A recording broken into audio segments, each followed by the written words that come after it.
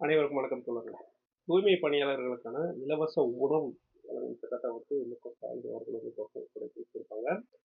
சென்னை பெருநகர மாநகராட்சியில் தூய்மை பணியாளர்களுக்கான இலவச உணவு வழங்கும் திட்டத்தை முதல்வர் ஸ்டாலின் அவர்கள் இன்னைக்கு சனிக்கிழமை தொடங்கியிருக்காங்க. ஓகேங்களா?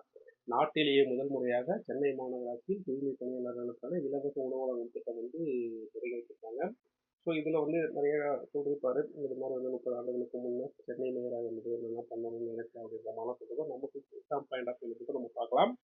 2006 வந்து திமுக ஆட்சியில் தான் தூய்மை பணியாளர் நல வாரியம் அமைத்தல், தாக்கோ மூலம் தொழில் முனைவோர் கடன் வழங்குதல், மருத்துவ காப்பீடு அப்படின்னு சொல்லிட்டு தூய்மை பணியாளர்களுக்கு நிறைய விஷயங்களை வந்து கொண்டு வந்திருப்பாங்க. ஓகேங்களா? அப்போ தூய்மை பணியாளர் நல வாரியம் எப்போ அமைச்சிருக்காங்க? 2006 அமைச்சிருக்காங்க. தாக்கோ மூலம் தொழில் முனைவோர் கடன் வழங்குதல் தூய்மை பணியாளருக்கு எப்போ மேற்கொள்ளப்பட்டது அப்படின்னா 2006. மருத்துவ காப்பீடு தூய்மை பணியாளர்களுக்கு எப்போ கொண்டு வரப்பட்டது? 2006 கொண்டு வரப்பட்டது. ஓகேங்களா?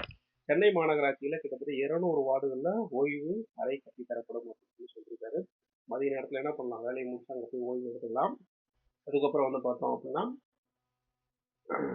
வாகனங்கள் மூலம் உணவு பெட்டகம் விநியோகிக்கப்படும் தனியார் நிறுவனம் மூலம் தயாரிக்கப்படும் உணவு வெப்பம் தாங்கும் பைகளில் சிற்றுண்டி தாங்கிய பெட்டிகளின் மூலம் வழங்கப்பட உள்ளது அப்படின்னு சொல்லியிருக்காங்க. ஸோ இங்கே வந்து பார்த்தீங்கன்னா தனியார் நிறுவனம் மூலமாக தான் உணவு தயாரித்து எல்லாத்தையும் தராங்க.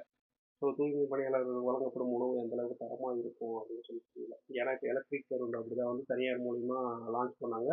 இன்னைக்கு வந்து பார்த்தீங்கன்னா நஷ்டத்தில் ஓடிட்டு இருக்கு. சரிங்களா? ஓகே.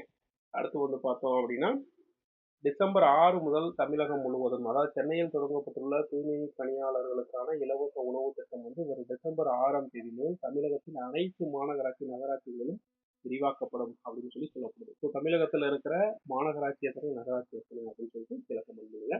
தேங்க்யூ.